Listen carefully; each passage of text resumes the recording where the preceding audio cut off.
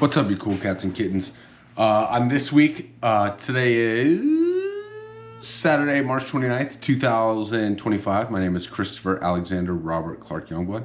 I am coming to you from Highland Park, Los Angeles, California. On this week's episode, I just kind of want to reiterate what I was ranting about last week in the car, driving up from LA to Paso Robles. Because I was in the car and I'm not sure everything that I said could be fully understood. Going straight to the GoPro this week. I bought some wrong cables, but next week I'm going to connect the GoPro to the podcast mic, and that'll be the most professional version of the podcast we've heard this far. But most importantly, that everything that I is said just can be understood audibly.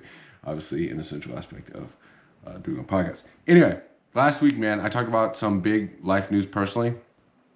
The family, it appears, is moving to Portland. By the family, I mean the family. Isn't that what like Charles Manson called his murderous cult?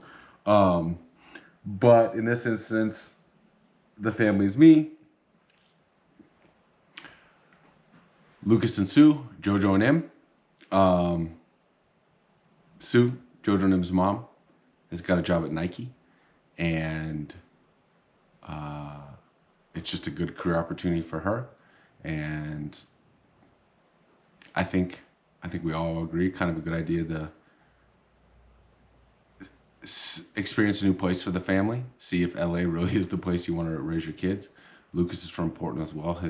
That's where he grew up. That's where his family is, and probably a more conducive place to raising kids. I love my lifestyle here in LA. I love the weather. I love my current state of happiness, and stability and daily routine. It's the happiest I've ever been in any place. It's the longest I've ever lived in any place since living in Atlanta, where I grew up. I've lived here 5 years. It's the longest I've ever lived anywhere in my adult life.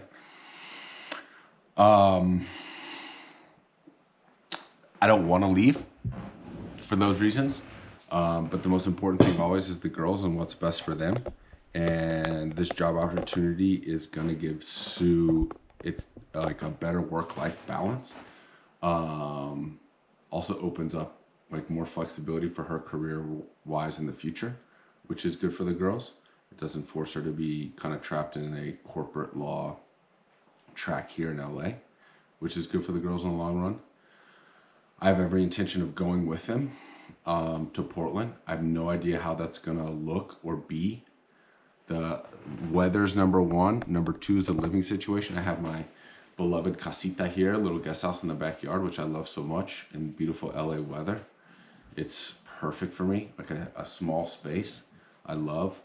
And the weather I love, and I can be outside and do yoga every day. Portland is not going to be that, and we don't know what the living situation is going to be as far as, is it going to be a big guest house? Is it going to be a basement? Is it just going to be a room? If it's just a bedroom, me having a bedroom in the house, that's not going to work.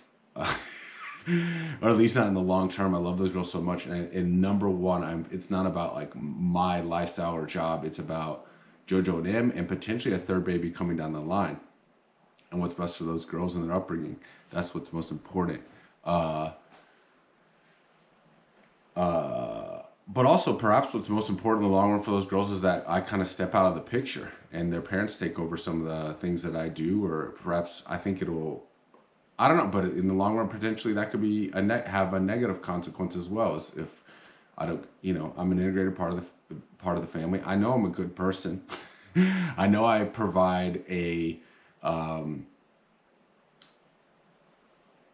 child rearing and an influence in those girls' lives that their parents do not. Just as like I'm a different guy with a different personality, and I love them deeply. I think that would be good for anyone. It's not any parental situation to have another adult member, like consistent adult influence in the children's lives, who loves them deeply and gives like a different perspective and like skill set. It's a third parent,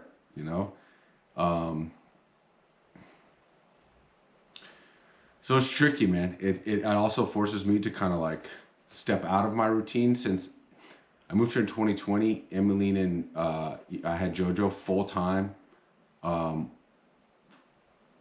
COVID 2020, 2021. Starting 2022, I had Emmeline full time. All of 2022, half of 2023, right? And then like fall 2023, Emmeline started at Stella School, started preschool. And so for the past, past year and a half, fall 2023 through now, I barely have a job, man. I'm up with the girls in the morning, but their parents get them ready, they get themselves ready. I chip in, or I'm around just in case anyone needs any help.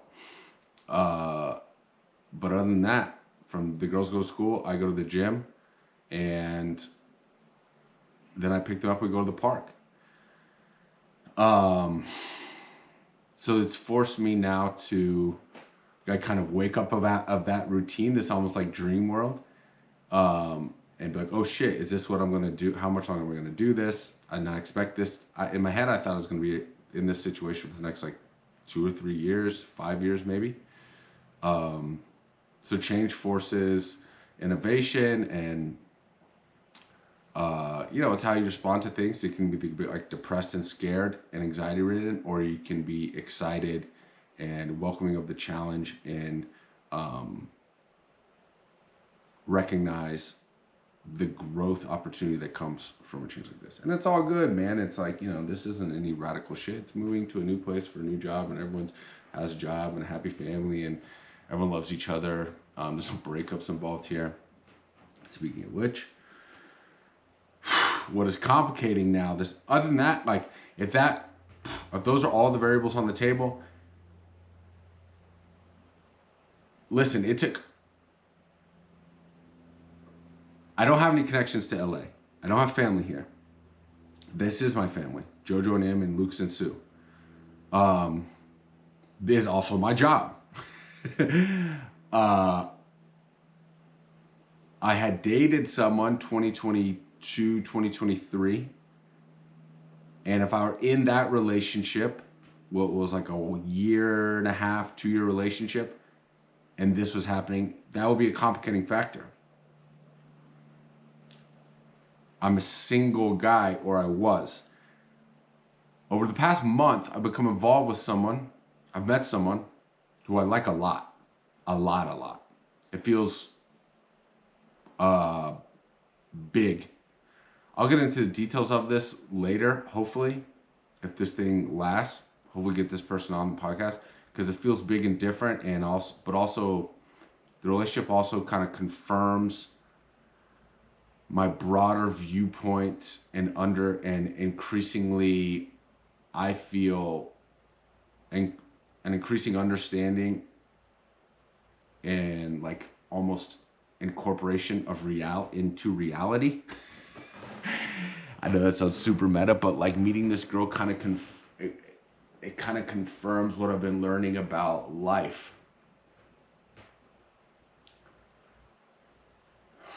In a lot of different ways. And it feels like almost like I've done one big mushroom trip reflecting on it, but I really need to get some perspective on it, because the person is also very attractive, and any new relationship is exciting, but like new attractive people, I also get, it's like not all of them resonate with you. It's not like every attractive girl that you form a romantic relationship with feels like overwhelming and powerful. And it's like, I feel like I'm almost ignoring. Anyway, it seems, I don't want to get into it too much. Also because it's a very complicated situation on both of our ends, or more complicated on her end, honestly. I don't want to, okay, but now it's very complicated on my end too, because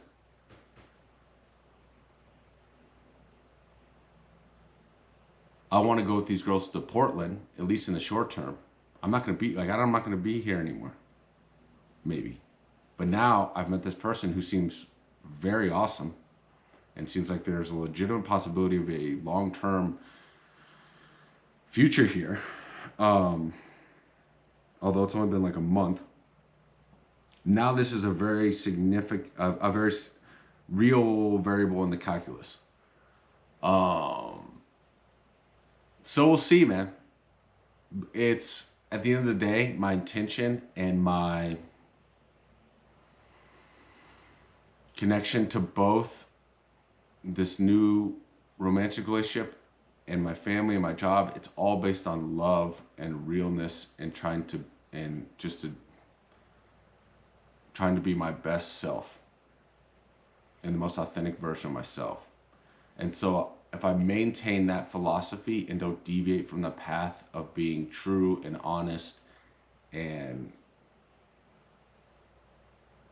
loving and grounded in love in the present moment, then I'm fully confident that this situation will work out for the best for everyone involved. I do not know what that is going to look like right now, as far as where I live, essentially.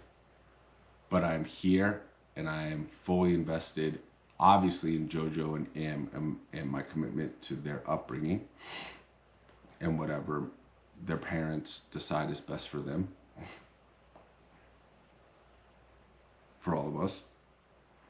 And while my depth and time spent and therefore kind of like commitment and sentiment with this new person is very recent, a month, I am also deeply committed to basing my decision making and my relationship with that person purely on love, honesty, and both people being their true selves and doing what is best for themselves, or what is most true and real and good and loving. Man, I need to get better with my words. These thoughts come into my head and I just don't quite have the words to describe the principles, but we're going to get better with it. That's what this podcast is all about. So we shall see. Long story short, family is moving at the end of the school year, probably first, second week of July. In July of this year, 2025, it's now what's called April 1st, 2025. So April, May, June, 3 months, the family is moving to Portland. But I'm excited. I welcome the challenge, honestly. It's not, of course, dude, everything that's happened in this relationship, it hasn't been easy or like, it's been super unconventional and not easy, and it's required a ton of patience, but every step along the way, there's like these checkpoints that keep happening over the course of the month of this relationship that's like, of course it's happening this way. Of course it's happening this way. In this move to Portland, like the family the move to Portland occurring like right when I meet this girl after living here for 5 years, after living on Earth for 37 years, and quite frankly, not, honestly, I don't want to overspeak the situation. I don't want to overstate the situation, but I don't think I've ever felt this way about anyone before within the first month of a relationship. All factors of a romantic partner considered. I don't want to go into full detail about that, but I've never felt quite this way. You know, maybe that's a lot to do with life. Just where you are in your life. It does. It is part of like where you are in your life and the experiences you have. That's the honest truth. Fuck it. I'm not going to couch this statement. I've never quite felt this way about any girl before. And of course, this is happening right when this like major life change is happening as well. Of course. But that's part of the journey, brother. That's part of and sisters. That's part of the excitement, man. That's part of the beauty of being alive, the adventure that we're all on, the path that we're all on. So that's what's cracking with that. So for the next 3 months, I'm just going to be training jiu-jitsu and Muay Thai martial arts as much as possible. Spending as much time with this person as possible. Spending as much time with the girls as possible. Spending much time enjoying LA as possible. And that is I'm extremely grateful for that opportunity. Even though you could look at it as like, fuck, only 3 months left. What the fuck am I gonna do? What am I gonna do for my job? What am I gonna do if I stay here? What am I gonna do? There's all these variables, but no. Take every moment as it comes. Stay fully grounded in the present. Stay fully positive, happy, and optimistic, and present. And just let life unfold one breath at a time. And I'm confident that this is all gonna work out. So, training a lot. Tournaments coming up. Jiu-jitsu. It's like international world championships. End of May here in Long Beach in Los Angeles. Gonna hit. It's like IBJJF international something. Like I think I'm only really gonna do now like the world championships or national championships. I don't fully understand like what the highest level are, but this one's like international, not just like Los Angeles Open, Orange County Open, San Diego Open, Northern California Open. I want to do the international championships, focus on those, and like new locations. Like, so for instance, if I were to stay here in LA for the next 5 years, I don't think I'm going to be doing any more like LA Open, Orange County Open, any of the tournaments I haven't done. I don't want to repeat it. That's what it is. I don't want to repeat any tournaments anymore. I want to have some cool novel experiences and do the tournaments where there's the broadest representation of skill set and talent and competition. I want the highest level of competition and novelty in the like location, geography, and like the population that I'm competing against. So for instance, that's backwards planning. At the end of the year, forward. May 28th, International Championship Long Beach. Then in August, I believe World Championship. Once again, I don't know the difference. These are all IBJJF in Vegas. Then right after that, a month later, September 20th in Portland. And I plan, regardless of what happens over the next few months, at the very least, I plan on being in Portland, being there for Lucas and Sue and the girls for whatever they need in that transition, perhaps getting the girls settled in school. Emmeline's birthday, 100% want to be Emmeline's birthday, which is September 9th. Then there's a Jiu-Jitsu, an IBJJF Open in Portland, September 20th, which I want to participate in. Then at the end of the year, which maybe is like the ultimate championship for the year, is IBJJF World Championships again in Vegas. So from what I can tell from the schedule, there's World Championships in Vegas in August, World Championships in Vegas in December. So training as much as I fucking can for the rest of the year, and competing in May, International Championships Long Beach, August, World Championships Vegas, September, Portland Open, in December, World Championships in Vegas again. That's 4 tournaments. I've already done 1, so it'll be 5 tournaments for the year. That would be great. And perhaps maybe only do one of those World Championships in Vegas. Like maybe not do the one in August. We'll see. So let's just go down with that. As far as my consumption of sports and media, man, I'm taking it super slow. I was talking about last week how I got caught up on the hockey, the Four Nations face-off. That shit was badass. And so my consumption of mixed martial arts has been a little behind pace. Last night I'm at the main card of UFC 313, which was on March 8th, and today's March 29th. I'm 3 weeks behind. Dude, I'm falling farther behind. Whatever, fuck it. I guess it's not gonna be as much of an MMA show as I thought. But that's what I was truly focused on before, man. That was like the primary thing of my life. But now that I met this girl, and that's a huge part of it, dude. I've been hanging out with this girl at night a ton. So I was having watching fights, man. But that's the direction. I knew the whole MMA shit and sports shit, I knew it was long. So we'll see if I get back into that. She's actually into MMA too. She trains martial arts, which is almost seems like a prerequisite at this point for someone I'm going to be involved with romantically. Here's one other broader, totally it's personal, but just broader philosophical point that I want to reemphasize that I'm not sure got really picked up on audio very well last week. And this is really where the direction of the podcast will be long term, is these kind of things. The system as we know it is coming down. I mean that politically, I mean that economically, financially.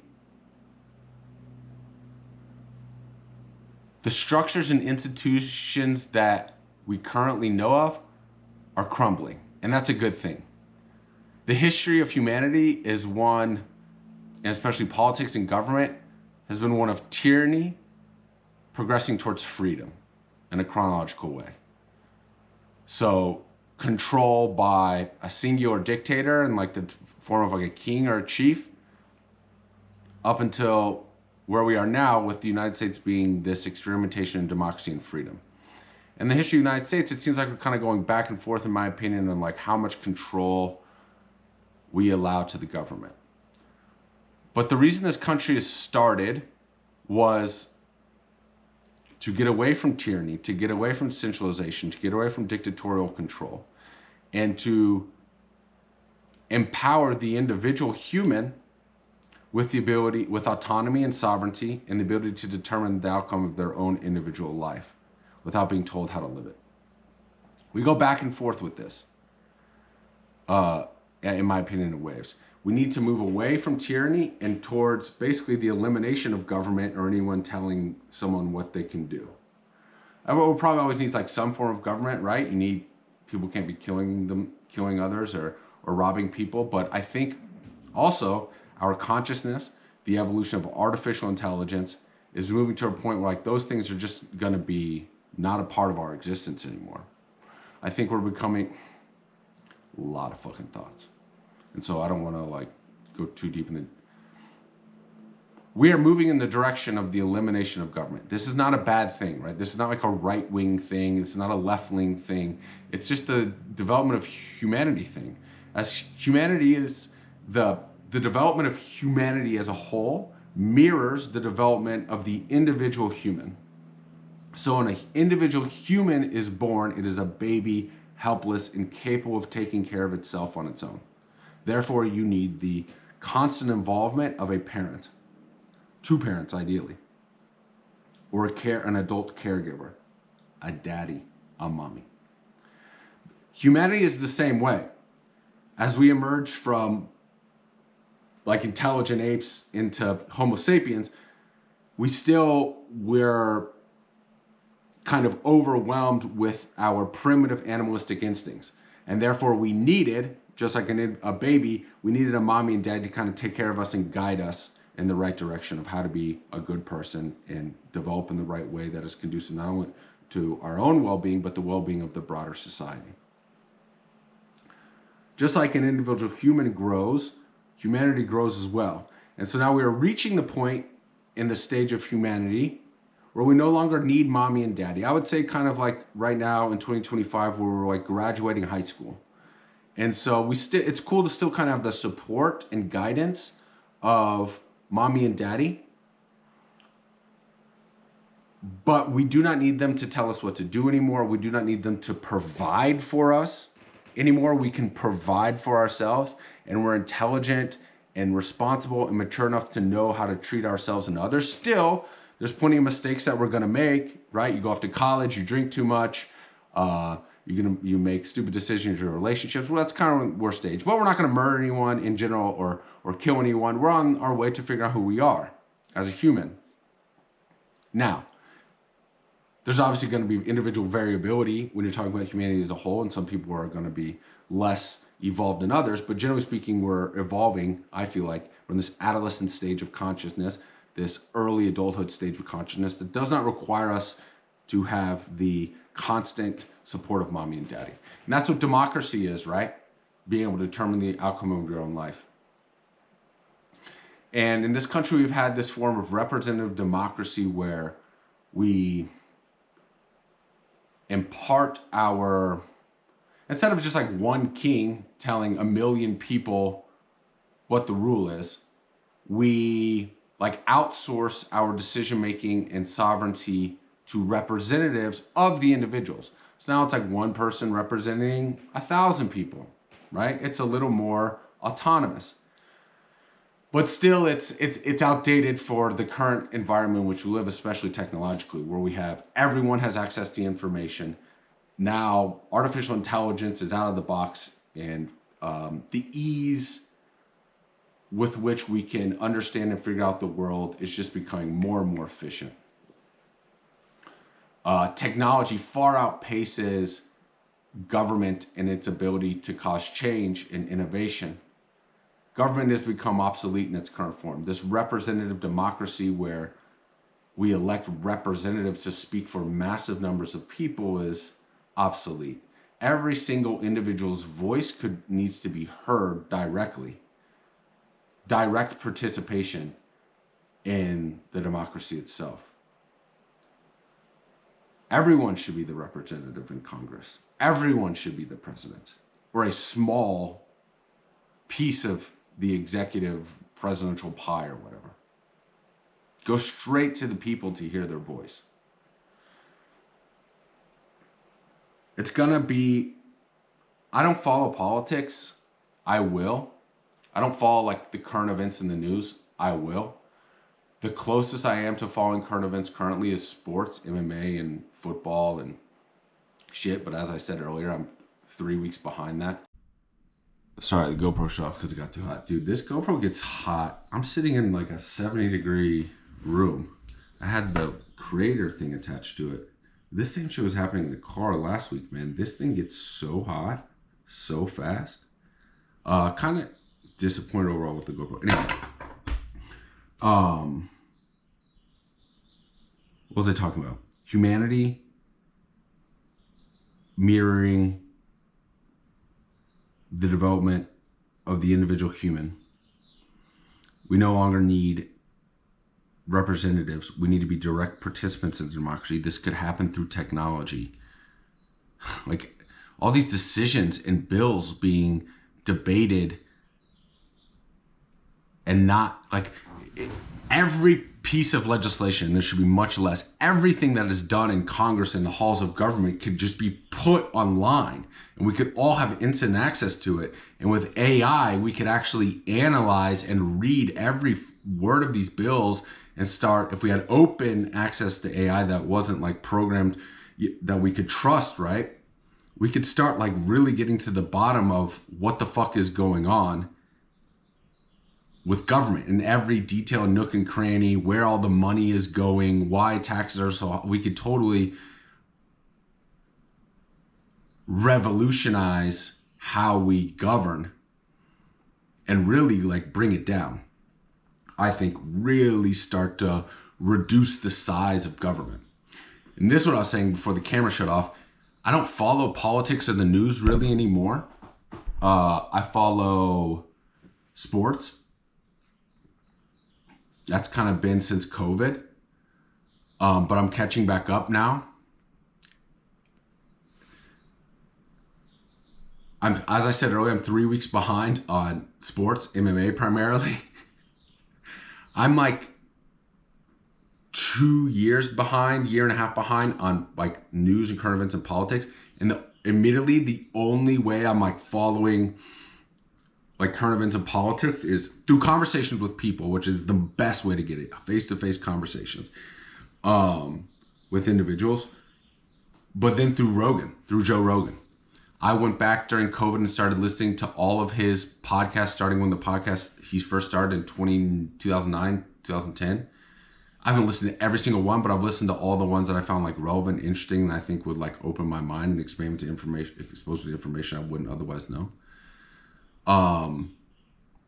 So I'm on like October 2023. I was listening one this morning with Sam Altman, I guess the CEO of OpenAI, ChatGPT. And over the course of the next 6 months, I'll catch up and to like present day Rogan. And that'll have given me perspective over the last, 15 years of life from different voices. And then I'm going to be following news and politics I think, more day to day, or at least week to week, month to month. And I'll be able to speak on these things more with greater knowledge and understanding. But from what I understand, Trump is the president of the United States again. And Elon Musk is in there, I think, kind of going through the federal government and eliminating programs and departments or activities he deems to be inefficient. And that's causing a lot of like uproar and obviously demonization, because that's the world we live in. Everything has to be demonized and polarized. Dude, I think that's, on its surface, the smartest dude, most innovative, successful human we have, essentially, in Elon Musk, going into the federal government and making it more efficient and effective. That sounds like the best idea, like any that has ever happened in this country, other like the abolition of slavery or something. Like, what the fuck? I don't understand how people would disagree with that.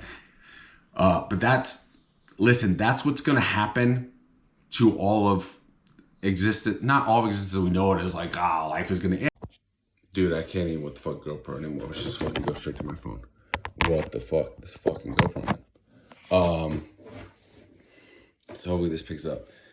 Now my phone, man. What the fuck, GoPro, dude? I'm gonna have to return you. I'm sitting in my room and that's plugged in. Not even the creator thing is on anymore, and it's just shuts off. What the fuck? Anyway.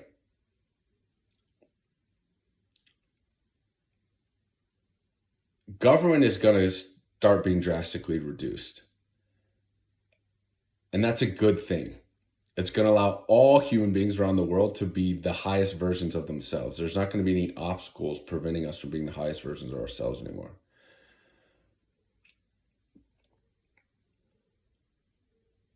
There's going to be short-term problems with that. But in the long term, it's better for everyone. An example of this, for instance, which is going to happen down the road, is the elimination of drugs. All drugs, sorry, not the elimination of drugs, the legalization of all drugs. All drugs will be legal and manufactured by corporations, businesses. It's going to mean a lot more people in the short term are going to get addicted and die of using drugs. But in the long run, less people will use drugs. The drugs will be safer and better because it won't be produced by fucking Mexican cartels in their bathtub and cut with God knows what every step along the way of the supply chain. Deadly cheap ingredients. They'll be produced with the highest quality standards and the highest quality of effectiveness by companies that are fully invested, that their customers aren't dying and having a positive experience. It's going to cause a lot of chaos all of a sudden when you can buy cocaine at 7-Eleven.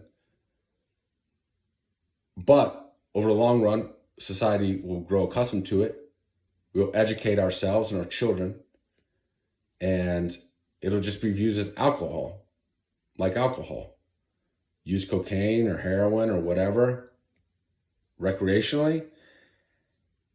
It's like we all kind of accept it as like either recreation or consciousness expansion in the case of psychedelics, which is like plant medicines, which is ridiculous that they're still illegal. Like I'm talking about hard drugs being legal. The fact that psychedelics still aren't legal is insane. And once those are legal, then it's going to counteract. Like the benefit of having open access to psychedelics for all of humanity is going to far outweigh the negative consequences of having hard drugs available to humanity. But it's going to cause short-term chaos for ultimate long-term gain. That's these institutions, as we know them, are coming down. And I can feel it. It's happening now. And we're really not going to notice it. Like, 100 years from now, the world is going to be governed and looked a lot fucking different than we did now. But as change occurs gradually, we're going to notice, but not like as much as it would seem from a scary perspective. It's like the same kind of fear around AI. Or any technology gets invented. The fear mongering around it is scary, but ultimately, like, the change is beneficial, is a net benefit, and occurs gradually, and so it just kind of happens without super, super major disruption. To tie it back to martial arts and shit, and I talked about this in the car last week, This is happening in boxing. This is happening in martial arts. The world of professional boxing is a fucking bizarre world sent over the last 25 in the century because the government got involved and started regulating boxing in the year 2000 with something called the Ali Act. The federal government stuck its stupid face in professional sports. Like this is the massive overreach of the federal, an example of the massive overreach of the federal government. This country was founded with the Constitution, which is essentially a document that outlines what the government cannot do to people, right? The country was founded upon the principle that the individual should be respected. Individual liberty should be respected. And that the individual is of the highest order, not institutions and governments or monarchies or systems or cults or religions. The individual should be allowed to determine his own life. And the Constitution and the founding principles of this country were all about protecting the individual from the infringement of government. This country has started to evolve into one in which the federal government tells individuals what they can and cannot do. It's still legal to smoke weed. What? The federal government says it's illegal to grow a plant and consume it.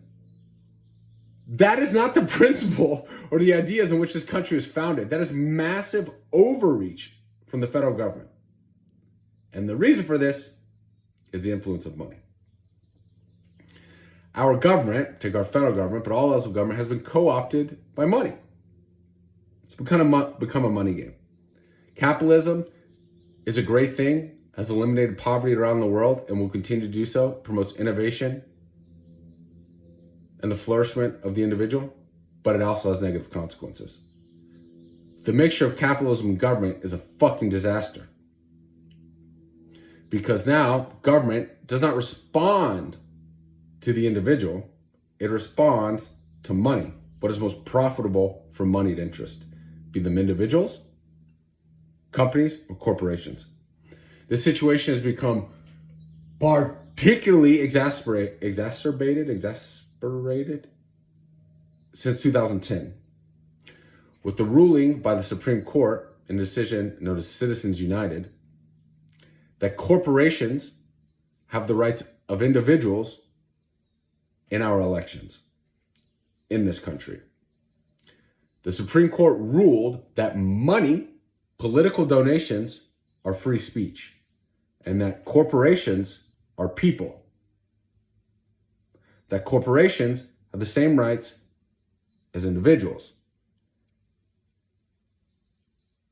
And that expressing your opinion as an individual, as I'm doing now on this podcast, in the form of a corporation, that expression takes the form of money. So corporations are allowed to donate unlimited amounts of money, no restrictions, to political candidates of their choosing as a means of self-expression. It's a horseshit decision, obviously a corrupt decision, and it has drastically influenced the direction that this country has taken, the growth of the federal government and decision it's making, all the way down to the state and local level of government.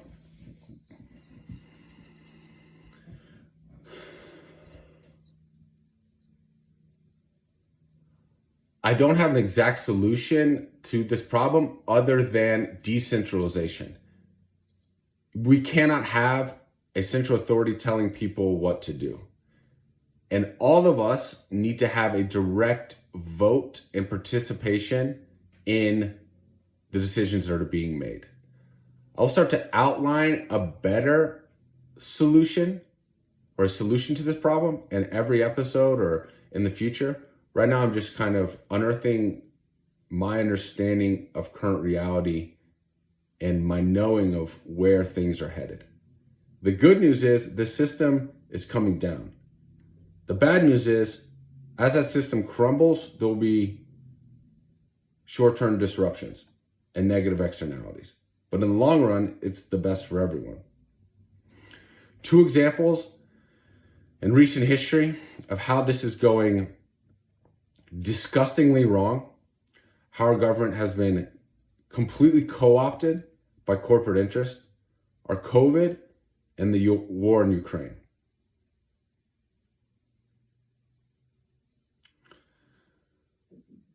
COVID was created in a lab in China with funding from government.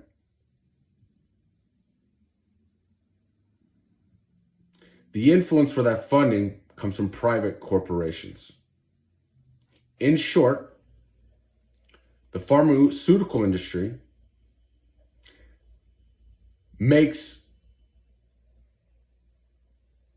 the decisions for government. The pharmaceutical industry, in short, tells the federal government what to do. And the decisions that it tells government to make are not designed for the health of the population. They're designed for the profit of pharmaceutical companies. COVID was created in a lab. We did that. The government did that. It's not just some outgrowth of nature. No, this was human intervention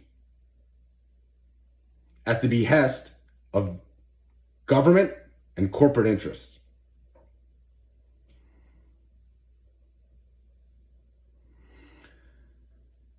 A generous interpretation of these events is that it was a fucking accident.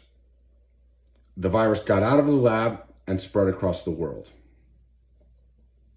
Then government seized the opportunity to gain control of the population, because that's what government does. It scares the population, tells them that there's a problem, and that government is the only way to solve the problem, and then steals the population's money to solve that problem. It's a self-fulfilling prophecy cycle. Be scared of this. We're the only people that can solve it, and we're going to need your money to do that. And you don't have a choice in whether or not you give us that money. That's how government works. And that's how it worked during COVID. Government and corporations created a virus. The virus got out, started spreading around the world. That was real. Government and corporations got together and drastically exaggerated the threat of the virus, gained control over the literal physical movement and activities and thoughts and expression of the individuals. Locked them in their houses. And if anyone disagreed or had a counter narrative to the government corporate argument, they were censored from these new platforms that we enjoy to learn about the world through social media.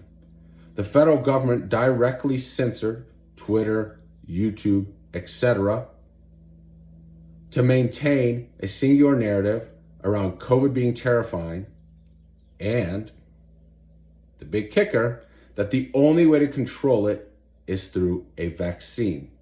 A vaccine funded by the federal government, created by pharmaceutical companies, who are protected from any sort of liability with regard to the vaccines going wrong, as were the individual actors in government. Fauci, for example, protected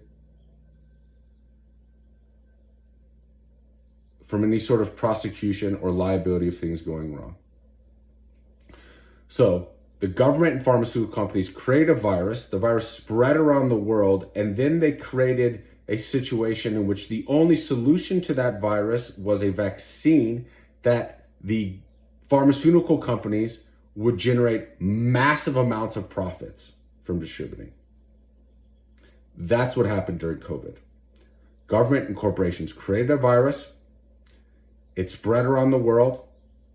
They then controlled what people could say and do with regard to that virus, including access to alternative treatments that were not the vaccine, that are safe and effective and that worked. Then they created a vaccine forced it on the global population as a means of generating massive profit. That is the generous interpretation of events. The ungenerous interpretation of events, the more conspiratorial, negative interpretation of events, is that all of this was planned from the jump. That COVID was planned and released intentionally, that the vaccines were there and released intentionally, that the side effects, we didn't get into the fact that the side effects, that the vaccines have horrible side effects and fucking kill people themselves. Some studies say that the vaccines are worse than the disease itself, or that the more vaccines and boosters you get, not even to get into all the fucking booster nonsense and how the vaccine was sold as a solution to the problem, but it actually doesn't stop transmission. And that now you need boosters, more money, more profits, and those don't even stop transmission. And then in fact, now some studies show that the more boosters you get, the more sick you get, and that people die from the vaccine itself. So that ultimately the vaccine actually causes more harm than the virus itself in the long run, according to some data. Once again, everything is, we have access to all the information in the world, so you can find studies that support your argument or don't support your argument. But what's undeniable is that the vaccines do not work. What's undeniable is they do have serious side effects. What's undeniable is that they weren't given the rigorous testing that they needed if you're going to launch them, and forcibly almost in some cases, on the entire global population. Fucking insane, dude. COVID, hopefully, I believe, is kind of the precipice of this government corporate incestuous relationship, and will represent a turning point for us as humanity. A recognition that, whoa, this got out of hand. This experiment in individual sovereignty and democracy has been co-opted by this experiment in capitalism, and that we need to regain control of the situation as individuals. Same shit, war in Ukraine. As soon as COVID ends and the profits start drying up from pharmaceutical companies, what's the most powerful industry of all? The arms industry. We're always in a fucking war. Because after World War II, or during World War II, this country had to build a massive corporate arms industry in order to defeat the Nazis. Eisenhower, the president that oversaw our victory in World War II, told us in his farewell address to the nation that this corporate arms industry was going to had and would continue to take over the government, i.e., creating wars for profit. And that is exactly what has transpired since World War II. All of these wars that we have been involved in since World War II are unjust and motivated by profit. The same shit is going down now in Ukraine. Once again, I'm at fall 2023, my understanding of the world war in Ukraine. But from what I understand, it's going fucking strong. And we provoked it. We, the United States, NATO, Western allies, are just as responsible as Russia for this war. We were pushing nuclear weapons closer and closer to Russia's border. What would we do if Russia was pushing nuclear weapons closer and closer to our border, as in Mexico or Canada or Cuba? We'd freak the fuck out, just like they did. We knew this was going to happen. We knew this would cause a war, and we won it. We, being the government and the corporate interests that run the government, knew this would cause conflict. Conflict means lots of fucking money to the arms industry. We are out of control with the amount of money we are sending to Ukraine. That money goes directly to government hands, corrupt leaders within Ukraine, who are directly tied to our corrupt leaders here in the United States, literally we have evidence that the Biden family was directly tied to corrupt political figures and business interests in Ukraine. Now we're seeing billions upon billions and billions of dollars that will go to corrupt politicians and probably straight back into our corrupt politicians' pockets, and to buy weapons of death and destruction, missiles that cost $1 million a piece. We're sending money to cause hell. Massive weapons companies are profiting from this. Our taxpayer money is being stolen from us and given to companies who profit from death and destruction. That's what's happening.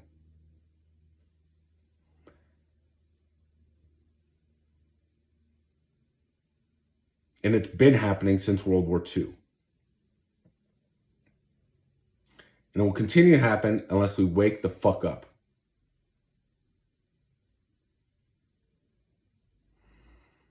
You are in charge of your life. You are in charge of your decisions. You are in charge of your health. Take care of you first. Make sure you are good. Make sure you are healthy. Make sure you are happy. Make sure you have peace of mind.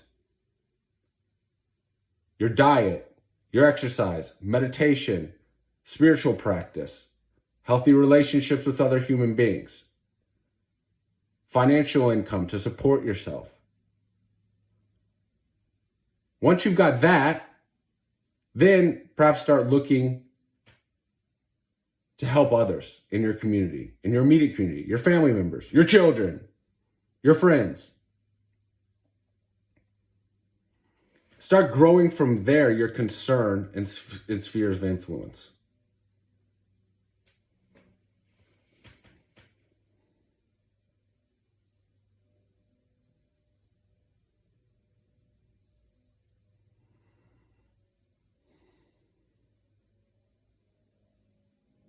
If every individual solidifies themselves, we will have no need for this. We will have no need for government. If every individual solidifies themselves and then keeps an eye out for those in their immediate community in a genuine, true, and loving way, we'll have no need for government. In a realistic sense, I think we always will need law enforcement and like transportation and emergency services and things like that that are like the common good that we use collectively. But I don't think it needs to, I think the tools and provisions of government don't need to extend beyond like your local community. We don't need a federal government that is invading countries around the world and engineering society around the globe. You as the individual can engineer your own reality. We shouldn't have these massive centralizations of power that can influence existence as we know it with disregard to the rights of individual humans, especially when the resources, i.e. the money that those institutions are using is stolen from individuals in the form of income tax. Income tax has got to go. That's the first step. Other than solidifying yourself, making sure that you're healthy, you're happy, you got peace of mind. Other than solidifying yourself, every individual solidifying themselves, the next step is the elimination of income tax. It is immoral, entirely immoral, to steal people's money against their will and use it in ways that person has no direct influence on and no knowledge of where that money is actually being going or actually being spent.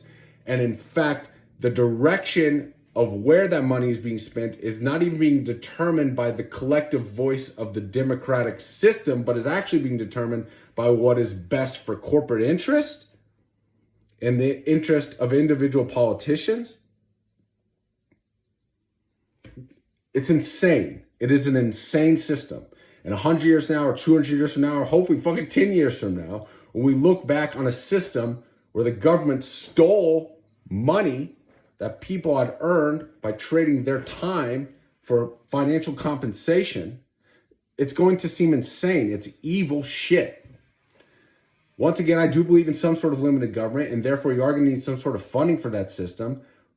Also, once again, I don't have all this fleshed out. I'm going to flesh all this shit out week by week, ranting into this fucking, what is now phone, not fucking GoPro, because this fucking thing gets so hot. Be calm, deliver the message needs to be calm and loving. Sales tax. Sales tax is voluntary tax. You know that when you purchase the item, how much of your money is going to go to the government. And you get to decide. I get to decide if I'm going to buy this $500 GoPro with 9% sales tax. Therefore, I'm going to pay $45 extra to the government. That's enough. That's enough money.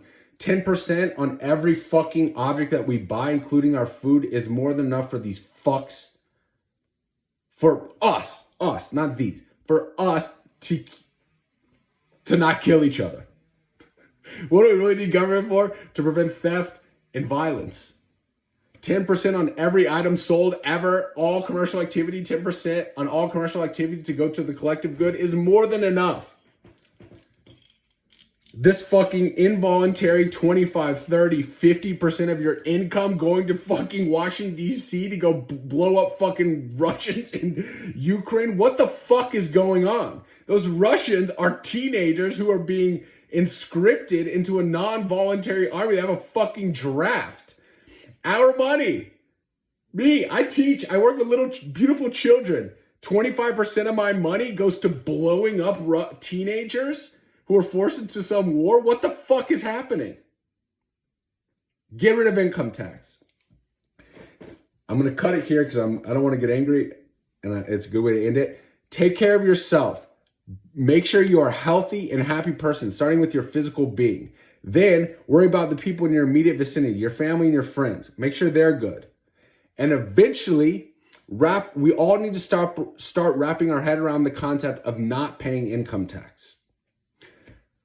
Either making that a direct political thing, like a conversation within our elections, so we elect politicians that are eliminating income tax, or dude, I think maybe we're just all gonna have to stop. We're gonna have like a collective social movement where we just stop, and the IRS is like, "Where's all the fucking money?" And then the government will just dissolve itself. But it seems to me like we have the political will to start dissolving government, and hopefully, as government starts to reduce, also the income tax burden starts to reduce, and it'll all kind of come down naturally. But income tax has got to go. Smoke weed, do mushrooms, exercise, sauna, cold plunge, sweat, drink lots of water. Be nice to yourself and be nice and loving to all other people. Take every breath as it comes. Don't regret anything that happened in the past. Don't worry what's going to happen in the future. Just try to stay as present as you can in this present moment, this each individual breath, and being your highest self in this present moment. I apologize once again for the technological difficulties. This particular video is going to go from GoPro Creator to GoPro Regular to my cell phone. So we're going to have 3 different cuts with 3 different video and audio qualities probably, but it's part of the learning process, and I'll get this shit dialed in. I love you all. Peace.